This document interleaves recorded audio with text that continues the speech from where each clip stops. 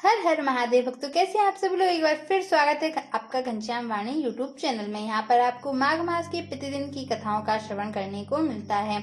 आज मैं आपको 23वें अध्याय की कथा का श्रवण करवाने जा रही हूँ। इससे पहले की कथाओं का श्रवण करने के लिए डिस्क्रिप्शन में लिंक है, वहां से आप चेकआउट कर सकते हैं। तो चलिए हम 23वें अध्याय की ओर चलते हैं।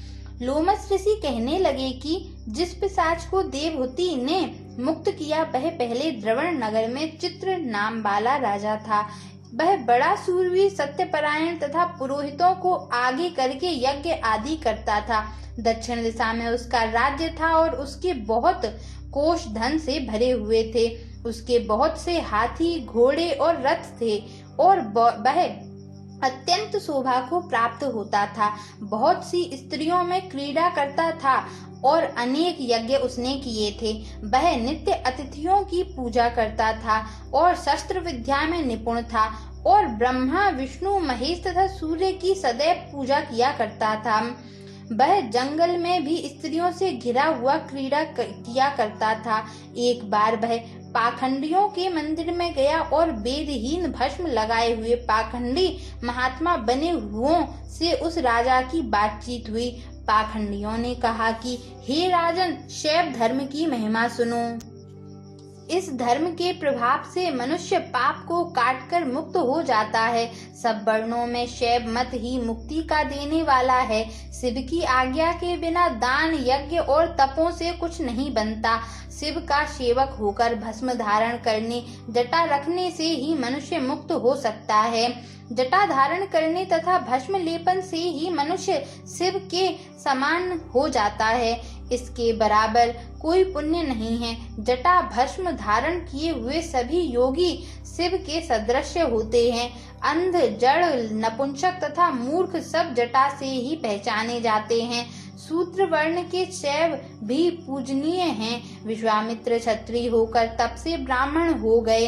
वाल्मीकि चोर होकर उत्तम ब्राह्मण हो गए। अतएव शिव पूजन में किसी बात का विचार नहीं है। तप से ही ब्रह्मत्व प्राप्त होता है, जन्म से नहीं। इस कारण शैव का दर्शन उत्तम है तथा शिव के सिवाय दूसरे देवता का पूजन ना करें। शिव तपस्वी को विष्णु का त्याग करना चाहिए, ना ही विष्णु की मूर्ति का पूजन करना चाहिए। विष्णु के दर्शन से शिव का द्रोह उत्पन्न होता है और शिव के द्रोह से रौरवादी नरक मिलते हैं। इसी से भवसागर से पार होने के लिए विष्णु का नाम भी ना लेना चाहिए। शिव भक्त निशंक होकर जो शिव से प्रेम करता है वह कैलाश में वास करता है, इसमें कुछ संदेह नहीं। इस धर्म के पालन करने वालों का कभी नाश नहीं होता। इस पाखंडी के ऐसे वचन सुनकर राजा ने मोह में आकर उनका धर्म ग्रहण कर लिया व वैदिक धर्म को त्याग दिया। श्रुति, स्मृति और ब्राह्मणों की निंदा करने लगा। उनके अपने घर के अग्निहोत्र को बुझा दिया और धर्म के कार्य बंद कर दिए। विष्णु की निंदा, वैष्णवों से द्वेष करने लगा और बोला, कहाँ है विष्णु, कहाँ देखा जाता है, कहाँ रहता है, किसने देखा है। और जो लोग नारायण का भजन करते थे उनको दुख देता था। पाखंडियों का मत ग्रहण कर राजा वैदिक वेद, धर्म, व्रत, दान और दानियों को नहीं मानता था। अन्याय से दंड देता वह कामी राजा सदा स्त्रियों के समूह से घिरा रहता और क्रोध से भरा रहता। गुरु तथा पुरोहितों के वचनों को नहीं मानता था। पाखंडियों पर विश्वास करता हुआ उनको गांव, हाथी, घोड़े और सुवर्ण आदि देता था। उनके सब कार्य करता, भस्म धारण करता और मस्तक पर जटा रखता था। और जो कोई विष्णु का नाम लेता उसको वध का दंड दिया जाएगा, यह ढूंढी पिटवा दी थी। उसके डर से ब्राह्मणों तथा वैष्णवों ने उस देश को छोड़ दिया और दूसरे देशों में चले गए। सारे देशवासी केवल नदी के जल में से जीते थे।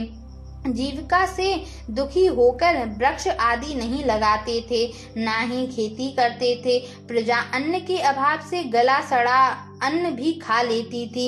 आचार, विचार, अग्नि क्रिया सबको छोड़कर काल रूप की तरह वह राजा शासन करता था। कुछ काल पश्चात उस राजा की मृत्यु हो गई और वैदिक रीति से उसकी क्रिया भी नहीं की गई। यह यमदूतों से अनेक प्रकार के दुख उठाता हुआ कहीं लोहे की कीलों से चलना पड़ता और कहीं जलते अंगारों पर चलना पड़ा।